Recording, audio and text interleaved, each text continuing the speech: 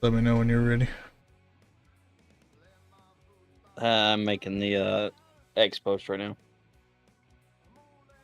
And then I will be ready. Give me like just a second.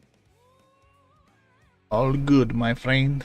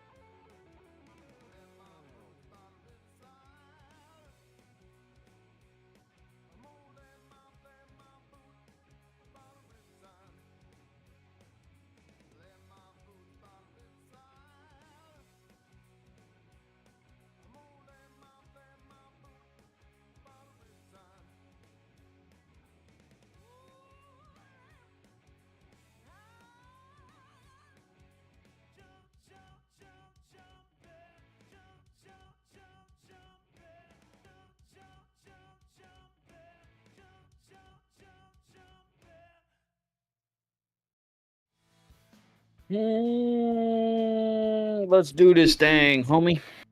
Alright, they're going to switch over.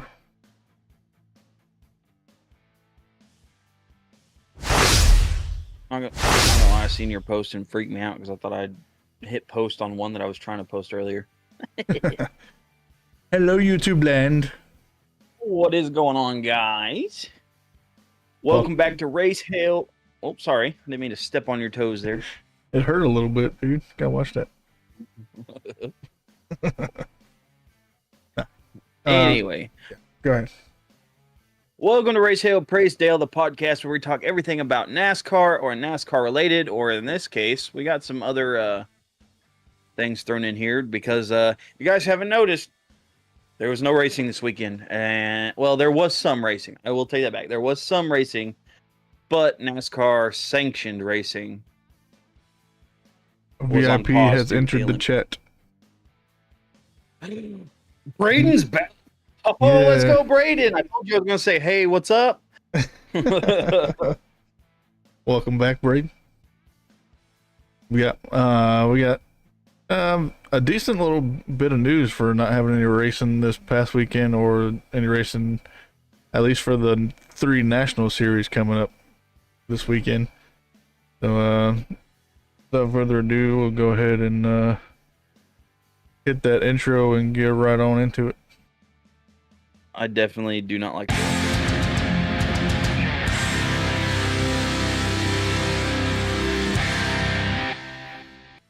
To be fair about your Olympics comment, I've only seen posts about the Olympics. I haven't actually watched any of it.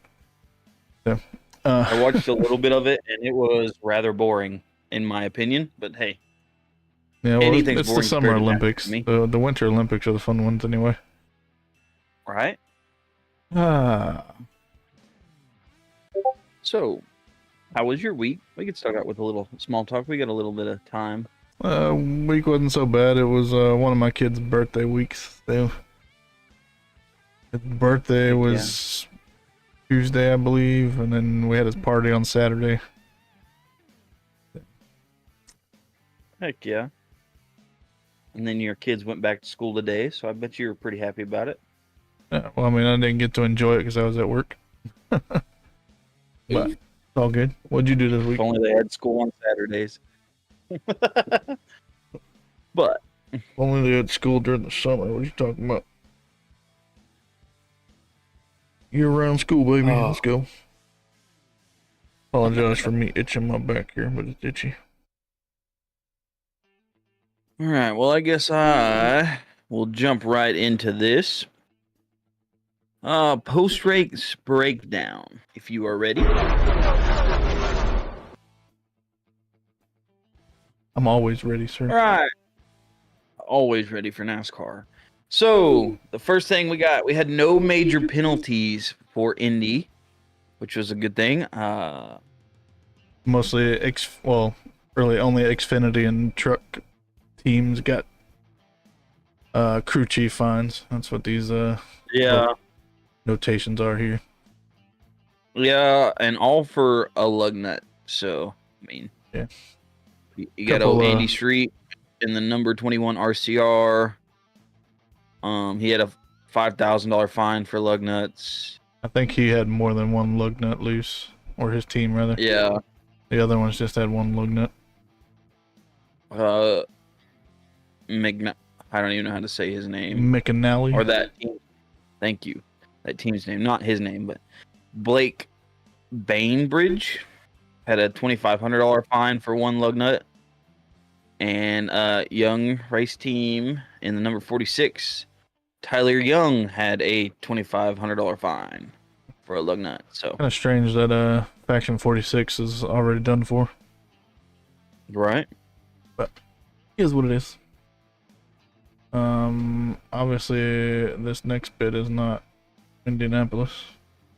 The Salem Marker 200 from this weekend. Yeah, yeah. I forgot we already talked about Indy. I was about to spiel about, Larson's win, about how they should have called the penalty, but we already covered that last week. Yeah. So I don't need to cover it again. I'm still salty about it, in case you're wondering. Go watch our last podcast. Yeah, go watch our last podcast. You'll hear my rant, and if you're lucky, you might get through this episode without hearing it.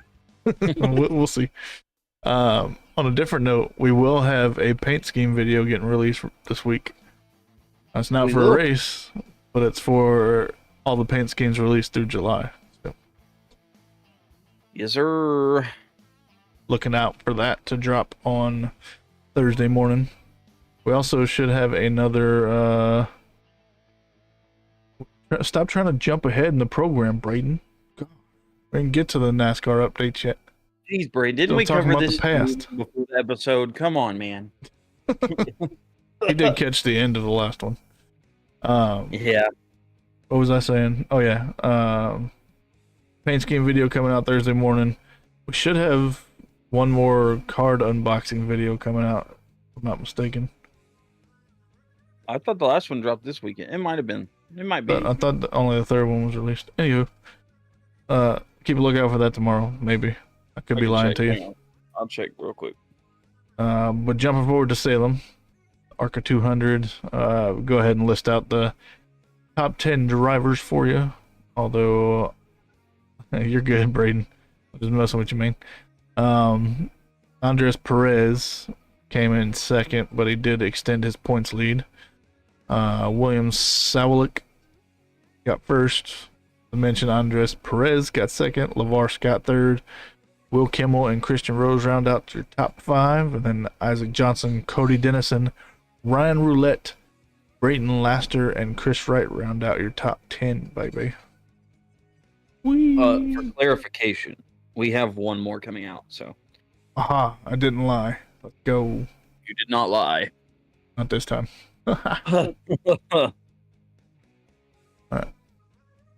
All right. So, of course, the drivers without a win has not changed because there was not a race. Oh, you did it. So, if you guys are just listening, because I know we do have that as an option, Voodoo put up a graphic that said Corey LaJoie is the longest, or is the driver that's never won a race, period, in the top 3 NASCAR sanctioned leagues. And it just says that he has not won 258, and we better keep that in track while we can, because later on down the line we have some news if you haven't heard already. Yeah, because Braden trying to spoil it, but it's all good. Unless Braden tries to spoil it, Yeah. But so our playoff predictions are the same as we covered last week. Voodoo's still ahead. Cars aren't boring. What? Braden mentioned something about getting a Tabasco car, and then it disappeared. It was weird. A Tabasco car? I have 3 on my wall. I know you can't really see them. Hang on, let me just lean back. I can see the logos right there. Yeah, you can see the logos. I've got the red, orange, and green one. Go. Speaking of collections, since Braden's got me on an ADHD break, I'm going to try to adjust my camera. I know, not me. If you can see this side of me, you kind of see something beautiful that I'm just going to say I have the best nephew in the world. Let's see if I can do this without breaking stuff. He's a little too tall. Look at that. Dale Earnhardt Senior Busch Beer. Yes, sir. Cardboard It is beautiful. cutout, It's a life size. My nephew was just like, hey, my buddy was getting rid of this, and I thought you'd want it. And I was like, of course I'd want it, because why not?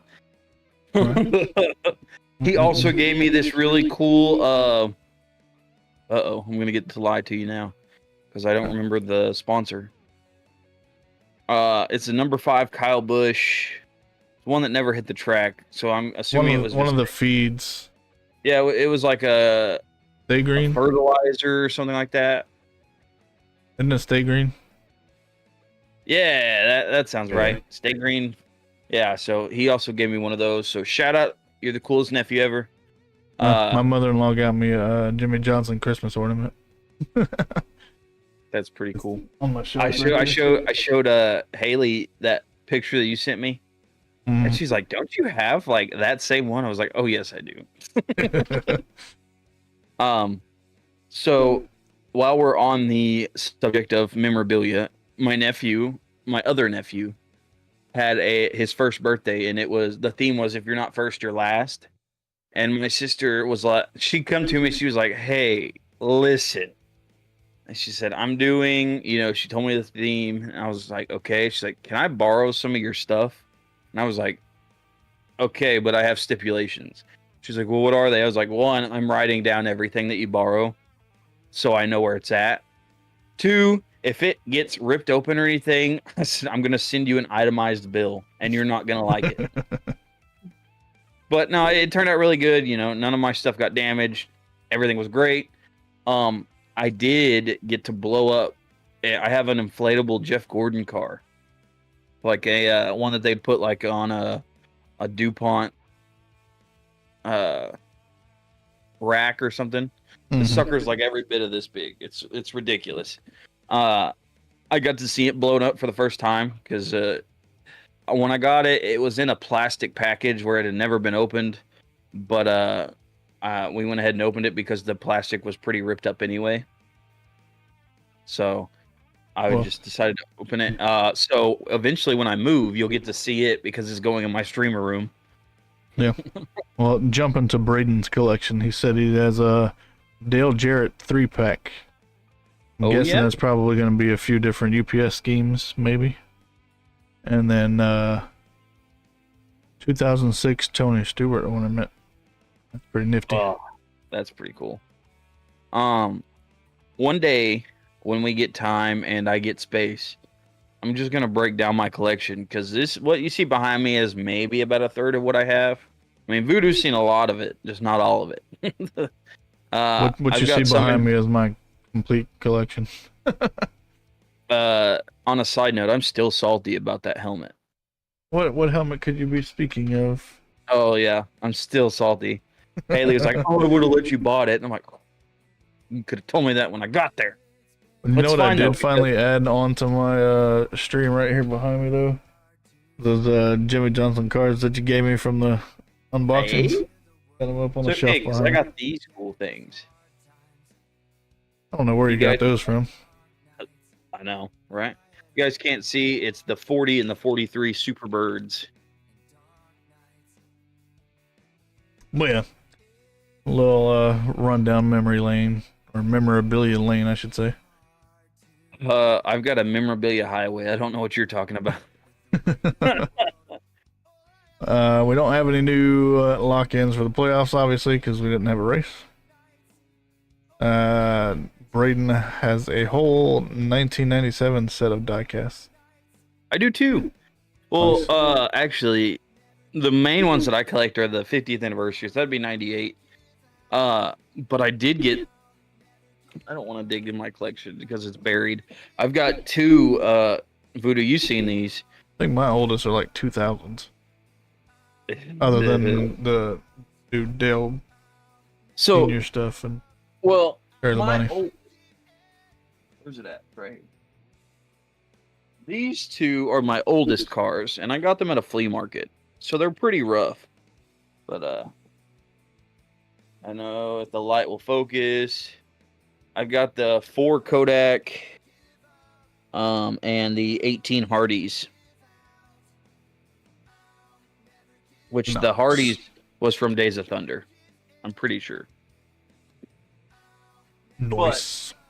But those are some of my older ones. The ones that I was trying to remember the names and stuff of is, which they're actually not mine, they're my wife's, but it's a set where I've got a shiny Skittles and a normal Skittles, Ernie Irving cars. It would come in a set, and they were both autographed by him and his son. So 4 autographs in total. It's pretty cool. But hey, thanks for the follow. Hey, thanks for the follow. Man, I'm gonna be honest. I need to start posting more on Instagram. I mainly post on X, and we also have a TikTok that I usually post weekend winners. But since there wasn't one, technically there was. If you would have put one up for Arca. Yeah, I could have. I just didn't. Anywho, dude, this jumping forward. Crazy. Right, jumping forward in our notes before I go down another ADHD tangent. Yeah. Jumping to our trackside trends now. Let's get her. All right. Good old Kevin Harvick and Reagan Smith, among partners in Sawyer Sports and Entertainment, have acquired controlling interest in the Charlotte Checkers hockey team. So we might see some hockey sponsors in the near future, maybe. Yeah. Considering Kevin Harvick is kind of running away with what does he have partial control over? Is it Spire? Or is it just Zane Smith himself? I think he just owns part of Zane Smith's ride. Maybe that's what it is. Maybe Zane Smith will have some stuff on there. I know that's what Junior was talking about before too. Is he would look into buying a partial ride instead of into a team. Yeah. But anyway, Verizon's Straight Talk Wireless and NASCAR have a new partnership that includes at-track elements and events. They will also have naming rights to the Homestead race and will hold NASCAR on tour events and Walmart parking lots maybe near you. It's going to be in 10 markets. I doubt it. It'll probably be in South or North Carolina. Probably So the big town. If you're listening from that area, it might be near you. And if you are listening in like the more closer North Carolina and you happen to have an extra body armor that has Ryan Blaney's championship, DM me. Well, Braden apparently ain't too far away from either one of us. He lives in Texas. Oh, so, I know you're in Oklahoma. I'm in Mississippi, so we're not all that far off. Hey, maybe next season we'll meet up. Me and Haley are talking about going to Texas next season. Interesting. Not like you went this season or something. It was worth it to go this season, and I will gladly go back. Maybe Jimmy will race Texas next season. We'll see. Maybe we'll get a full season out of Jimmy. I doubt it. Quit stepping on my dreams. Yeah, well, trying to keep some of them realistic. National Motorsports Press Association will induct 4 members into its Hall of Fame in 2025. You got Parnelli Jones, the Indianapolis 500 winner, Baja 1000 winner, and Trans Am champion. You got Tim Brewer, which is a NASCAR championship crew chief. Don Shoemaker, which is the NHRA championship owner. I'm sorry, I read that wrong. And Lynn St. James, first woman to win Rookie of the Year in the Indy 500. So, look for those 4 names to be inducted into their Hall of Fame. Pretty neat. Yeah. 4 solid drivers, I would say, that get inducted in there this time around. Yes, sir. Definitely looking forward to it. We don't have any new updates on the schedule yet, but hopefully it'll be out here soon. Maybe. It feels like it's dragging on forever. The latest news I've heard was like mid-August. So a couple more weeks. Either. All right. Team changes, or driver news, or whatever you want to call it. Trackhouse to start off. Old Ross Chastain Melon Man will run in the IMSA Michelin Pilot Challenge at Road America. It says in August, but it's actually this weekend. Is that going to be... Where will that be televised, or is it going to be televised? You got to wait until we get to Race Day Horizon for that information, sir. Oh, okay. Maybe we need to kind of rework the order we do it. He will run the number 16 for Skip Barber Racing alongside Ken Fukuda. And Braden already announced the next one here, but I guess we can go over it again. Yeah, thanks, Braden. I'll let you take this one, Braden. Go ahead, yell it out. We'll wait. You did ask a question. What race should be on the 4th of July? The Coke 600. Yeah, absolutely, 100%. I would say either that or the Brickyard 400. One of the two. I would take either one. So, in case you guys missed Braden's announcement, Corey LaJoie will not be returning to the number 7 car in 2025. Future announcements have not been made. Maybe they just figured out that a driver that has never won may never win.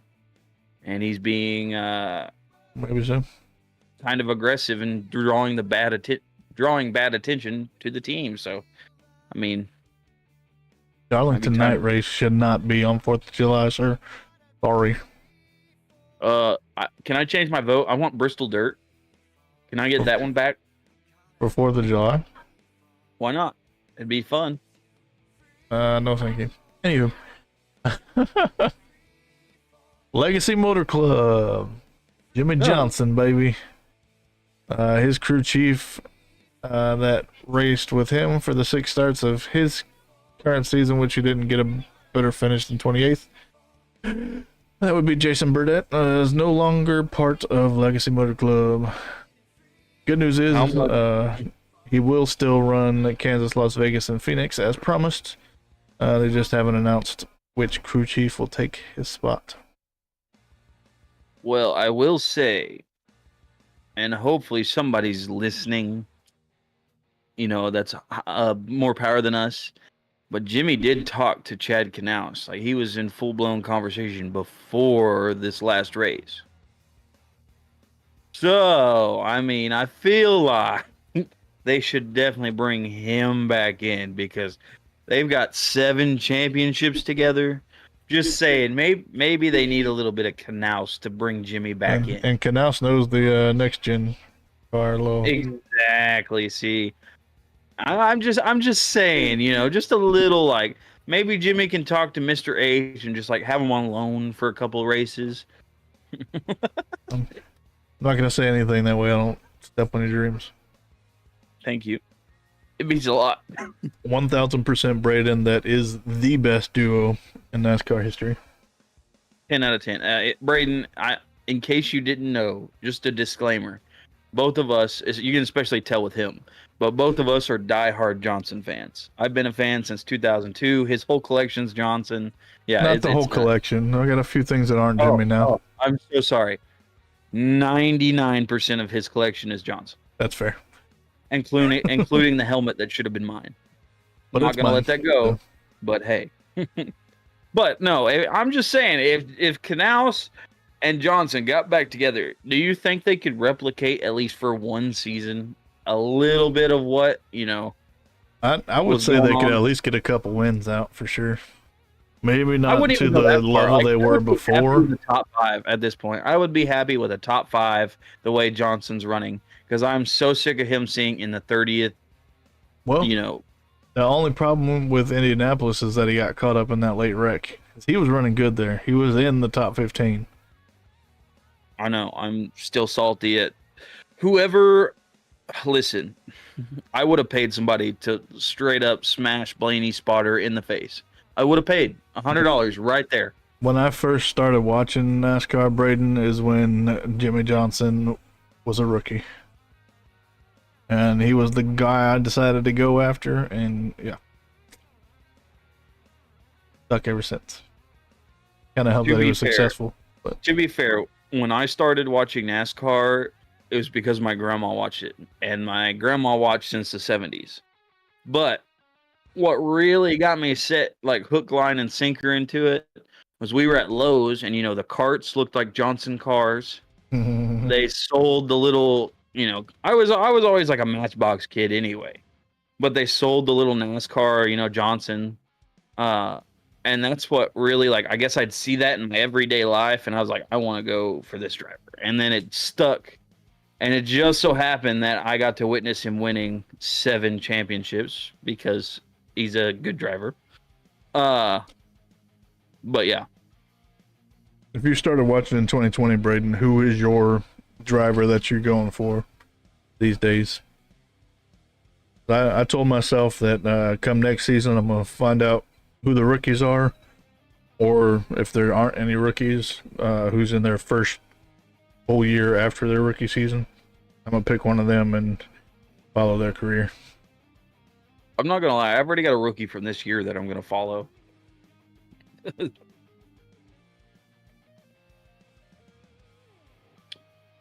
I think we need to have the chat up, Voodoo, next week. What do you mean a chat up? The chat, you know, so we can see what Braden's saying. He's our VIP. Oh, you mean like have a chat ticker or something going on? I'll find a way to get it up there. I'm sure there's a way. Where there's a wheel, homie. Yep. While we're waiting for that answer. I'm just saying, it would be nice to just hear, like, I'm Jimmy Johnson. Boom, confetti. Hear that just once. That was the best commercials ever. Facts. With the little wooden cardboard cutout. I will say there was one video that's related to a NASCAR driver that's not Johnson that I thought was even better. That was the Pepsi. I don't know if you remember, but Pepsi did a commercial where Jeff Gordon dressed up as a regular person and took a driver's test. I remember that one. He did that crap twice to the same dude. I remember that one for sure. Yeah. So Braden said it was Jimmy, but obviously he retired, and he decided to go with Chase because he felt like it was the next best thing at Hendrick. That's of course before the whole shenanigans went down with Larson, and then Larson got moved over to Hendrick. We'll forgive you because I will give him this. In 2020, 2021, Chase Elliott was a strong contender. I'll forgive you. This one time, Braden. You get one pass. Since he brought up Chase, I'll go ahead and talk about this. I didn't put that in there, but because we already technically talked about it, but Hooters is no longer going to be part of that car. So I wonder what sponsor is going to be on at Richmond, because it was supposed to be Hooters' last run for this season. I'm sure it'll probably be a Napa scheme again. I'm thinking they may be able to bring in like a one-off. You think so? Team for somebody. I don't know. I feel like he's probably just going to either run his Napa scheme or just one of his. You know what would be absolutely hilarious? What's that? If he ran a Twin Peaks car. That would be hilarious. Oh, well, Hooters wouldn't pay me, so let's try Twin Peaks. That would be hilarious. Greg Biffle Subway commercial. I'm trying to remember what that one was like. Which one? Greg Biffle Subway commercial. Hang on a minute. I don't know if I watched that one recently. I'm gonna check this one out. While he's looking up on that, I'm gonna go ahead and move us to the next segment, which will be our Race Day Horizon to see what's coming up. No, okay. On subject to commercials, there is one NASCAR commercial that will never be topped, and that's the Dale Call commercial. Oh, yeah, with the Mountain Dew car. Yeah, Yep. You know, where he's like, "You got your duck call?" No, but I got my Dale call. Yeah, I'm sorry. Yeah. Yeah. Anywho, so we're still on the Olympic break, in case you didn't realize it. Not everybody on here watches the Olympics. I know I for sure don't. We got one more weekend that we have to endure without any of the 3 premier series running for NASCAR. But the good news is we do got some racing on Saturday that we'll actually be able to watch on television. I'm sorry. I was rewatching that. I have not seen that in so long. I forgot all about it. I'm gonna have to look it up here in a little bit. I'll explain the gist of it to you. Okay, so Greg Biffle's sitting across from his crew chief, and they're eating Subway, right? I'm looking at the wrong camera again. So he's eating Subway, and he's talking about, you know, like, I had him right here, and then he got loose, and he said like, and they've in the corner, in the second corner, he got loose, and then he throws one, like, a bunch of lettuce and stuff all over his crew chief, and he's like, "It's okay though, I won." It's funny. You got to watch it. Yeah, I'm gonna have to look it up. Yeah, it's a lot funnier than I can sit there and explain it. Saturday we got good little bit The of RC racing. was good too. So 11 o'clock in the morning Eastern on Saturday is you got your first Cars Tour action of the Pro Late models with the Reverend 100 at North Wilkesboro. You'll be able to catch that on Flow Racing. And that's at 11 o'clock Eastern. If you are interested, you can catch the qualifying. They live stream it on YouTube, just the qualifying. Yeah. But, and then at 2, oh wait, yeah, I'll go ahead and read this part. At 2:40 p.m., you got the IMSA Pilot Challenge at Road America 120, and that's going to be on Peacock. So we can watch that one if you have Peacock. And that's the one that Ross Chastain will be in. Yeah. And then at 8:30 p.m. A couple others were in the Cars Tour this last week. But yeah, I didn't bother looking it up, but I watched some of it. we need to start including it because some people do like the lower series. 8:30 p.m. Eastern on Saturday. You got some more Cars Tour action, but this time the late model stock cars with the Window World 125, also at North Wilkesboro, which will also be on Flow Racing. Can you say Window World 125 at North Wilkesboro 5 times? Window World 125 at North Wilkesboro. Can't even say it one time. All right, so at 9 p.m., you got the ARCA series running the Shore Lunch 250 at Elko Speedway. That'll be on FS1, Flow Racing, and the Fox Sports app. Yeah, so buddy. You got several places to watch that. I'm definitely tuning into it. So. I did not see the fight at the Cars Tour race. Ooh, I didn't either. I'm gonna have to look that one up. Dang, see, Braden, this is why we keep you around. You keep us in the loop. Look at that. Might actually have to find a way to toy boat. Nope, can't do it. He says say toy boat 5 times fast. I messed up on the second one. You messed up on the third. You made it farther than me. Can you say baby? Hang on, it's hard to say. Baby bunker buckle bumpers. You can't even say it slow. All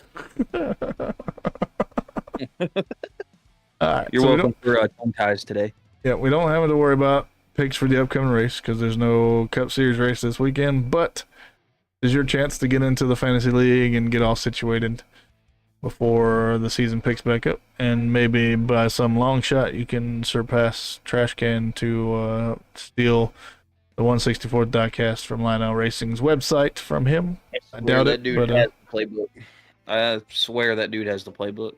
Yeah, I'm shrinking the lead slowly but surely, but it's on NASCAR.com, and it's the Raise Hale Praise Dale podcast. It's HALE, and make sure it's got podcast on the end or it's not ours. There's a password to get into it, but it's all lowercase RHPD 2024. Get your butts in there and get ready to get some picks in. Yes, sir. We don't have any new sponsors to mention because it's off week. Boo. Don't you just love off weeks? And because we don't have all that much to talk about, because that's really everything except for our Slick Scheme Spotlight, which we'll get to in a little bit, we decided to throw something in there for y'all. We've been saying we were going to do a bonus episode for it and kept getting pushed back and pushed back and pushed back. So, surprise, we're going to do it now. Yeah. All right. And actually, what I'm going to do before we get started on it is, I know we're live, but I'm also going to hit the start recording button. So that way we can treat it as like a little mini episode inside of the episode. And that way I can upload it to YouTube as a separate video. Maybe get a couple more views on it. So we'll go ahead and hit start recording, and I'll run our intro real quick, and then we'll get it going. Are you ready to say your part, Braden?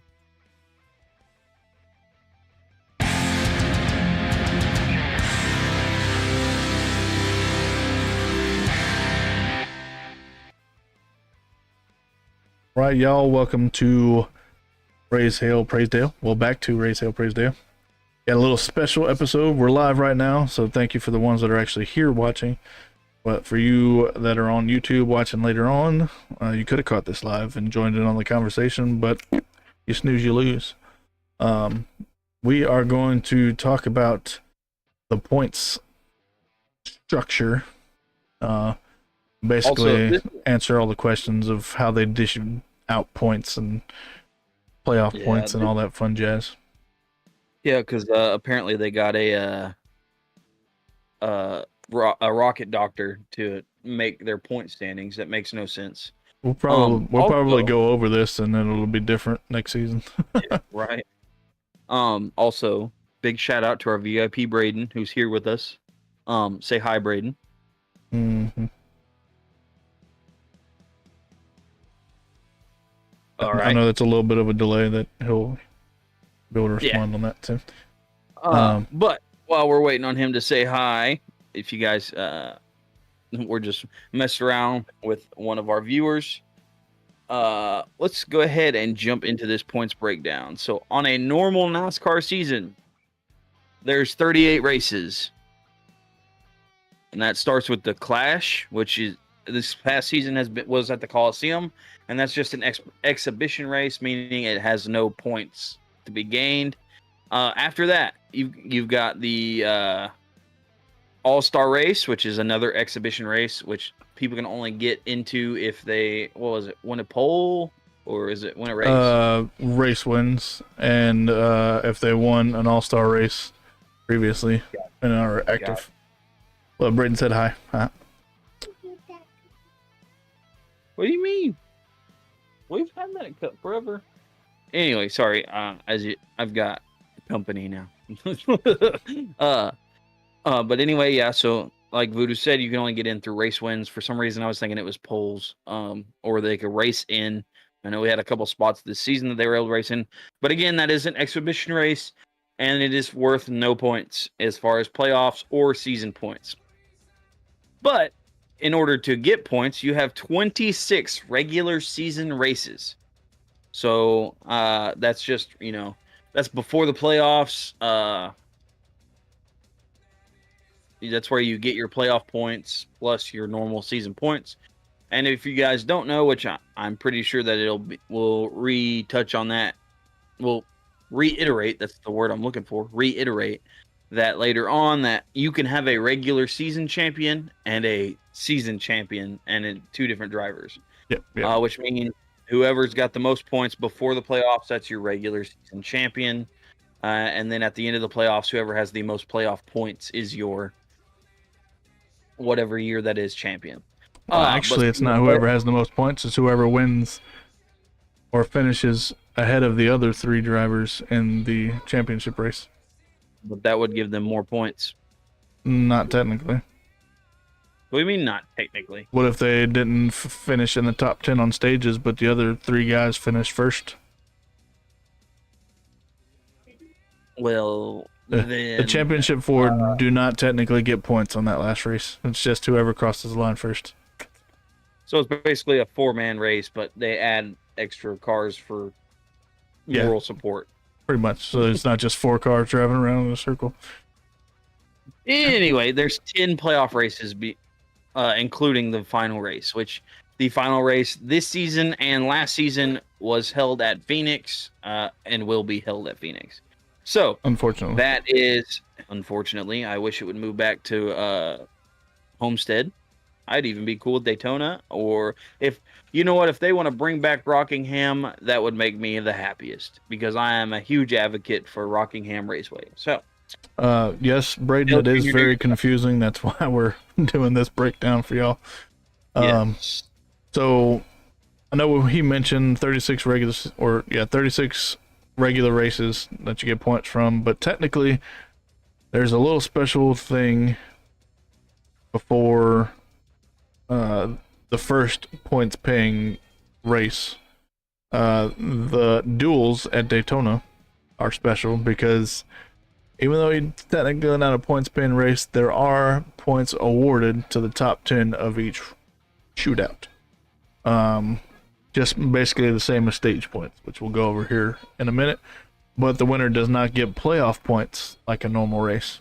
So we'll go over that here in a minute. So just remember that the duels do get paid out points like it were a stage of a race. So minus the playoff points. Yes, sir. Next. All right. Here. So each point-paying race has stages. I'm sure if you've watched any race, you guys will know that. I've seen that. You'll get stage 1, 2, and 3. Right? 35 races have 3 stages. The Coke 600 has 4 stages. So that's your difference. And then like your exhibition races, they're a little different. It kind of depends on how the race is being run that year. And then your top 10. Oh, I'm sorry. Your top 10 finishers of the first 2 stages are awarded points. The first 3 for the Coke 600. And then first place of mentioned stage gets 1 playoff point. Yeah. So that's where a bunch of drivers are really looking into stage wins if they can't pull off a win, because this season we will not have what's the word I'm looking for? Well, I guess we'll talk about it later because I'm sure you put it down further down. So on the screen is the graphic for how the stage points are divvied out. Again, this is for like the first 2 stages of 35 of the races, and then the Coke 600, the first 3 stages there, as he mentioned. But essentially, first place gets 10 points. Second place gets 9, so on and so forth, until whoever's in 10th place only gets 1 race point. But the benefit to finishing the stage first is you also get 1 playoff point that will later on follow you through the playoffs if you make it in. That's why a lot of drivers are fighting to get playoff points if they're not, or stage wins if they're not locked into the playoffs yet. Did we mention how many people make playoffs, or is that down in there? Okay, never mind. It's down. I'm reading. Yeah. I'm reading. We're going over points right now, sir. Sorry. But we're talking about playoff, and it's super confusing, so yeah. I'm trying to make it as easy as possible. Yeah, so that's your stage points there. But next up, the final stage is awarded points differently. Every driver that races gets points. They cap off the field at 40 drivers. So all 40 drivers, if there are that many, will get at least 1 point. I missed the days where they had 46 drivers. Right. Made it a lot more interesting. We'll go ahead and change this graphic up to the race points so y'all can look at it. So the race points is a little bit different, solely because first place, which if they win the race, they get 5 playoff points instead of just 1. So if a person was to sweep a regular race, which is 3 stages, they would get a total of 7 playoff points. And plus 60 race points. Yeah, I was about to say, and plus 60 race points. And like we said earlier, race points and playoff points are different because you like I said, you have a race champion, like a normal season champion, and you have your playoff champion. So your race points are what gets you like your normal season stuff. But also, yeah. So that just goes through there. Just tells you, how many points you get for what position you get. So if you look at it closely, first place actually gets a little boost too. So you'll get, if you finish in first, you get those 5 playoff points that he mentioned, but you get 40 race points to add to whatever stage points you got. Second place does not get any playoff points, but they only get 35 race points. There's a 5-point difference there. And then from there, it just ticks down by 1 until you get to 36 through 40th only get 1 point. So yeah. So yeah. So that's for all of the 36 races, not including the Clash or the All-Star race. Don't get points for those. Those are just exhibition races. Yeah. Okay, so next, keep this up while we talk about the rest of this stuff. Yeah. Well, one thing you will hear if you watch NASCAR is a win and you're in phrase, which is kind of true, but isn't exactly accurate. If there are more than 15 different winners in a season, so take last season, for example, it's kind of points based after that. Now, granted, at the beginning of the season, if you get a win, you are put in automatically for the playoffs. That's how we get our, at the beginning of the season, me and him did the 16 drivers. That's how we have been adding them currently. It's not like we're looking at the list. Like you'll hear us say that, oh, so-and-so's locked in. Like, for example, Alex Bowman, I think he was the last one to get locked in because he won Chicago. So, I mean, if you get more than... Is that a Yaritos?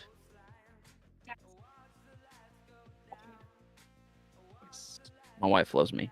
Sorry. My wife's dad loves me. Sorry. Anyway, so, if there's only an X amount of playoff positions, which we'll get to here in just a minute, if that's filled up, then it goes off points value no matter how many people have won. That's what I'm trying to say. So, and then you heard me talk about the regular season champion, and that's just at the end of the regular 26 race season, or regular season 26 races. The one with the most points is considered the regular season champion. And one of the playoff spots is awarded to this driver even if they have no wins. Yeah, so that's where we mentioned the 15 different wins. And yeah, that's regardless of, like, if there's 17 drivers that are fighting for the playoffs. It doesn't matter if he's the playoff or if he's the regular season champion, he's going to be in the playoffs. So just to keep that in mind, because they try to make it as confusing as possible. Yeah, which I find it kind of hard to believe that the regular season champion wouldn't have at least one win, but that's what I was thinking. It's possible. It is very possible. I guess.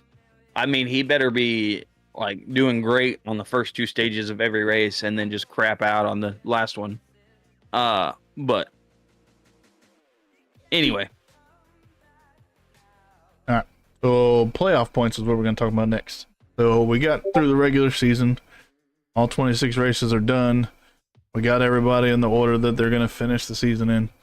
So based on your finishing position after those 26 races, you could be awarded bonus playoff points. So on top of all the playoff points that you got for stages and race wins and all that jazz, you can get some more. So first through 10th and the standings are the only ones that get these bonus points. First would get an extra 15 playoff points. So your regular season champion would get those extra 15 playoff points. Second place would only get 10 extra playoff points. Third would get 8 playoff points, and then it would tick down by 1 there on out till 10th would get 1 extra playoff point. So your position at the end of the season also matters. Yes. To get some extra playoff points to help you throughout the playoffs, because these playoff points follow you once you make the playoffs. As long as you don't get eliminated, they follow you all the way up until the championship race, which no playoff points follow you there. The clean slate. Everybody's even. Right. All 4 drivers. Oh. Now, playoff bursts. I'm gonna leave this up there so y'all can keep an eye on that too. But playoff bursts are determined by wins in the regular season, with total points earned as a tiebreaker, as I mentioned before. So like, say you got a driver with 3 wins, 2 wins, 1 win. Well, the one with 3 would be a higher playoff berth than one with 2 and one with 1. And after the round of 16 is set, which I know Braden mentioned it should be 12, not 16. I kind of agree with you there, but Facts.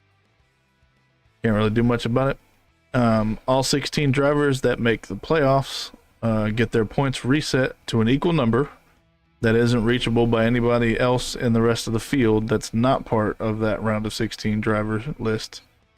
The caveat here is after they all reset to that matching number, then their playoff points that they earned throughout the season, plus if they got any bonus playoff points, are then added to that equal number of points that they were reset to. It's usually 2,000 that they'll reset the first round to. So like, say you had a regular season champion with 3 race wins. Well, you got 3 race wins, that'll get you 15 bonus points there, or 15 playoff points. Their regular season champion, that's another 15 playoff points. So that'd be 2,030 points that they would start off with. That kind of makes sense. May not, but that's all right. It does not, but hey. Speaking of the round of 16, it'll be just like the regular season. So you got all 16 of those drivers plus the rest of the drivers that are out there. But there's 3 races that make up the round of 16, and you can still earn stage points, race points, and playoff points. Yeah, but after those 3 races, the round of 12 begins, and after race 29 of the complete season, 4 drivers are eliminated from the playoffs, hence the name round of 12 instead of round of 16. Similar to the end of the regular season, these 12 drivers get their points reset, and their playoff points from regular season as well as the round of 16 are added to their point totals. So same way that the playoffs started. They get reset back to 3,000 points, and then they go from their playoff points and all that from there. They just get tallied right back up. Yep. The only difference is, instead of just doing their normal season playoff points, if they gained any during the round of 16, they get added as well. So their point I didn't put this. Yeah, I didn't put this in there, but I'm pretty sure the drivers that get eliminated just get that extra point reset vacated. Yeah. And it's just whatever points they earned throughout the season in that round of 16, so that everybody else can battle for now, which would be 13th place until after the next round. Yes, sir. So, finish up the round of 12 there. Sorry. Yeah. 3 races make up the round of 12, and that's stage points, race, all the same way that the points are earned. They get to earn through the round of 12 as well. Yep. So after race 32, which will be the final race of the round of 12, you change over to the round of 8, which this may sound like deja vu, but we eliminate 4 more drivers. They get their points totals reset back to whatever they earned throughout the whole season. The battle for 9th place in the standings. That'll be 8 drivers for the round of 8 left. They will have their points reset, similar to what the other ones were doing, to where everybody else that's not part of it can't reach them. They get their playoff points that they earned through the regular season, the round of 16, and the round of 12, all added up together. It's kind of a repetitive process. It just shrinks the field as we're going. Yeah. And then, of course, 3 races make up the round of 8. Look at your stage, race, and playoff points. Yeah, like I said, the playoffs are kind of repetitive. You get 3 races of each. You get 3 of 16, 3 of 12, and 3 of 8. Eliminating essentially 12 people, which if you are good at math, that leaves you 4. So then you become with the last stage of the playoff season, which is the championship 4, and all that is one race, which is this year it's going to be at Phoenix. But they will have their points reset, same as usual, but playoff points no longer matter. As we were talking about earlier, the driver that finishes in the highest, so it doesn't matter if they're, 40th, 39th, 38th, and 37th. Whoever's in that 37th spot will be the NASCAR champion. It always makes for a really good race because not only are you watching the front, but take a look at this last season where they were more in the middle for the majority of the race. Yeah, except for that one driver. Yeah, except for that one driver. Let's not talk about him.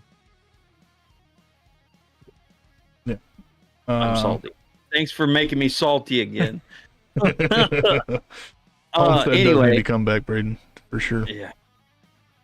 So everyone for race 36 earns stage points. Race points is normal, but they can't do anything to the championship 4 drivers. Points do not dictate anything compared to them. It's just based on the position of that race. Yeah.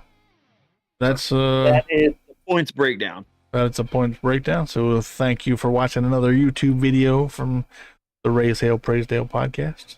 Go ahead and Braden, I miss Homestead. Yes, we do. Hopefully you'll catch our next video, but we'll go ahead and get this uploaded at a later date for you, and make sure that you like, comment, and subscribe. Wow, look at that fancy thing. Also, if you're live, we're not getting off just yet.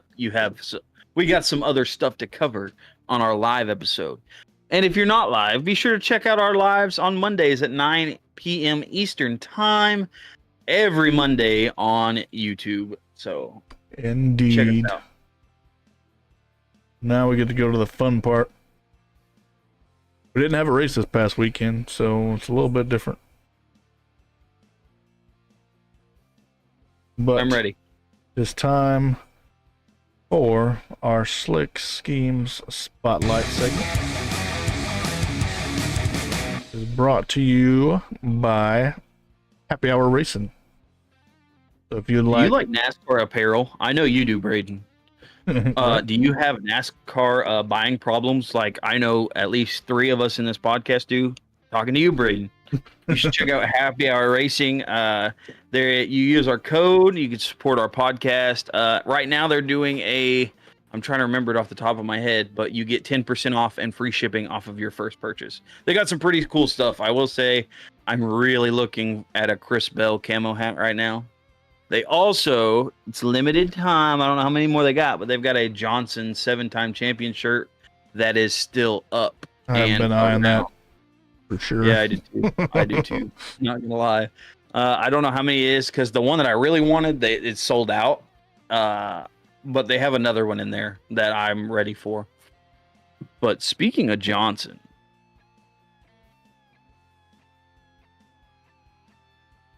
I was waiting for you to say something, but you never said anything, so I'll just go ahead and switch it over.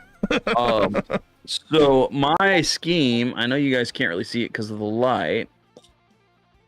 I hate this. Anyway, you can probably see it better in the picture.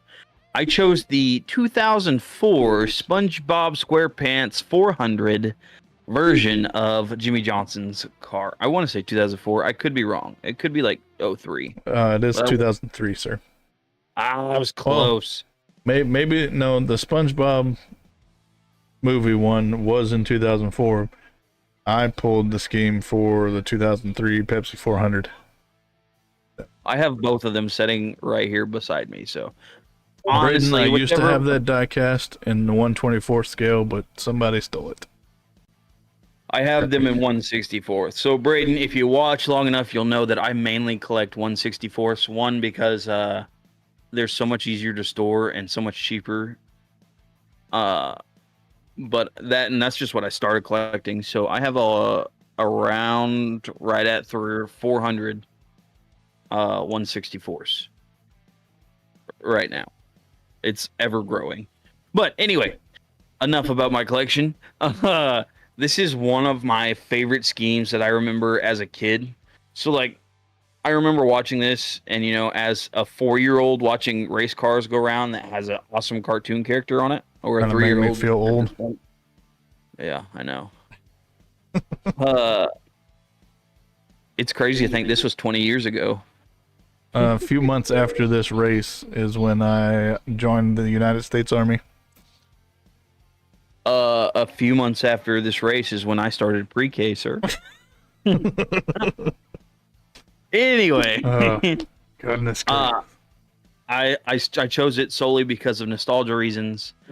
This was one of my favorite races. I can still see the TV with this race on today in my memory. I've had the 164s forever. It is just my favorite. That is a different. Okay, never mind. I'm looking at the wrong one. I was gonna say no, that one's from the Square Pants 500 or 400, but it's not. The one that's from that is the one with the full SpongeBob on the hood. I know you guys can't see it, but Thank you for your support, Braden. Appreciate it. it's this one. Yeah. It was hard to find pictures of either of these schemes, to be honest. I know that, which is crazy to me because like these diecast are out everywhere. You can buy like the insane, you know what I mean? I mean, they're a little pricey, but I mean, it's not, something that big that happened. You'd think that there'd be more stuff Camera's around. not wanting to focus back to you. Oh man, hang on. Driving me crazy. Let's see here. There we go. I got it. You got to see what I see when I take my glasses off. But yeah, so that was my pick. I hope you guys enjoyed it. Moving on to Voodoo's pick. I stuck with the 48 scheme, but considering we didn't have a race this past weekend, this is when we normally bring in a scheme from the past races scheme selection, but there was no race this past weekend, so we agreed that we would just pick one from the 2024 season. I love this scheme. I'm not gonna lie, it's a good scheme. So what I did is I went the patriotic route, which we all love, and I went with Alex Bowman's Coca-Cola. What was it? 327 mile. Supposed to be the 600. Yeah, so instead of the 400 laps that they were supposed to run, they only ran 249 laps. As you know, Larson didn't get to quite make it there, but that's all right because he ran the scheme at Indianapolis. But anyways, we're talking about Alex Bowman here in his red, white, and blue Ally car. I think is probably one of the better schemes that Ally has run this season, behind that of Nashville. Nashville was really cool. It was really I don't know about you, but I couldn't find any pictures that did it justice. No. Seeing it on the track was like 100 times better. Absolutely. Especially with like the picture especially with like the picture that we got. But I'm starting to get a soft spot for some of Ally's schemes just because they're different. You know what I mean? It's not just one color with whatever. It's always something going on, and I love it. This is no exception. I love this scheme, which if you guys watched our paint scheme video that we did commentary on, I told you there is a certain things that will get 5 lug nuts out of me, and this one has the main one. I love patriotic cars. As long as it's like, good and connected, I love them. And it definitely does that. I love the dog tags on the front. I like just the color combination is great. I do like the way that Nashville brings out some pretty cool schemes last few seasons. Braden says the 2021 Nashville scheme was the best. Talking about Kevin Harvick and Alex Bowman's. I'll have to look those up. I don't know them on the top of my head. Yeah, I'd have to look them up too. But this lovely red, white, and blue scheme here had an amazing day in the rain-shortened Coca-Cola 600. Not as good as the moist. Qualified in 6th. In stage 1, he got 3rd place. Stage 2, he got 6th place. Stage 3, he was in 9th. So he got stage points in all 3 of those stages. And then he got a decent amount of race points because he finished in 9th. pretty overall good day, thanks to the rain for him. I'm pretty sure. So the Oh yeah, the Gravedigger scheme. That wasn't a good yeah, one. the Gravedigger was the 2021 Nashville for Kevin Harvick. That I would say is definitely one of Kevin's better schemes. Although his Busch schemes are kind of good I really want to buy one. Let's see. You said Alex Bowman. Let's see what his. Oh, okay. Not bad. It's kind of similar to the one that they ran at this season. I'm gonna try to. Hang on a minute. I'm gonna try to show you, but I don't know if it's gonna go well. Yeah, it's not gonna go well. Yeah, I think I remember that one. It doesn't have all the pink on it like this one, do you? No. Yeah, it didn't have like the fluorescent pink, but it's pretty close. It looked really good.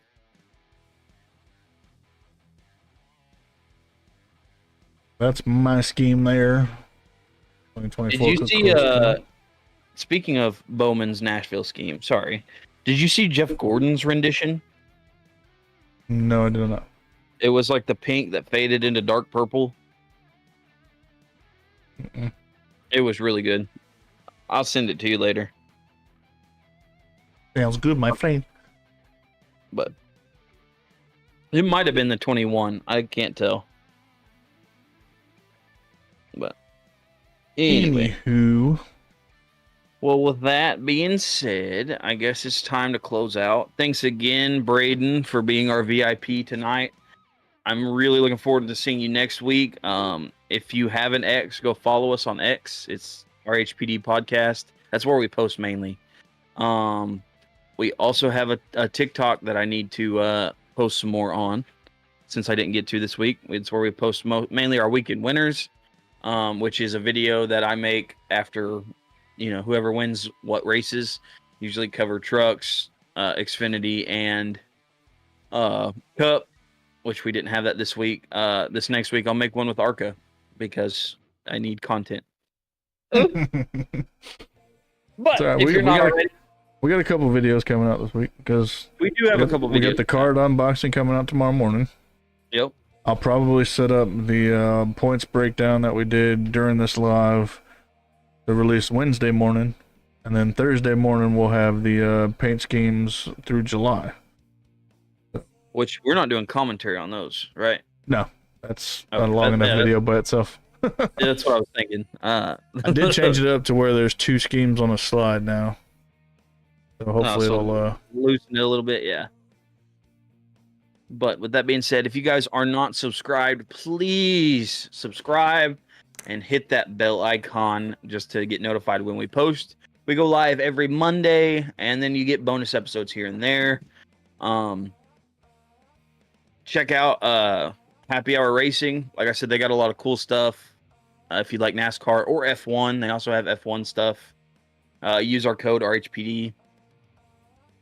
Help support the channel. Get us some updated equipment.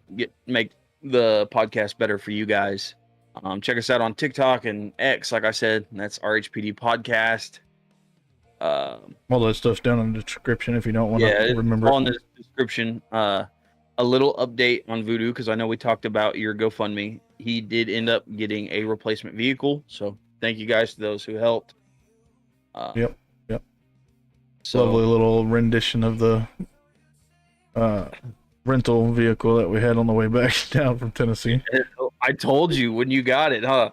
I said, listen, you're gonna drive it, and your wife's gonna want one, because mine did the same thing, because we got rear-ended about a year, probably closer to 2 years ago. Yeah, 2 years ago, and we got the same rental you did, and I'm not gonna lie, I enjoyed it. And I had 2 kids. I can't imagine doing it with your bunch. I bet it was a lot nice. But I sat in the middle seats on the way to dinner tonight, while my oldest daughter here drove us there. I'm surprised you're here alive and safe with all your appendages. Getting old, man. Getting old. But anyways, thank you guys so much for watching. I guess I can go ahead and start the outro. So thank you guys so much for riding shotgun with us on this episode of Raise Hale, Praise Dale. Remember, the checkered flag might fall, but the excitement never ends. So until next time, keep the pedal to the metal, the passion for racing burning. This is Raise Hale, Praise Dale signing off. See you in the next turn. Bye-bye.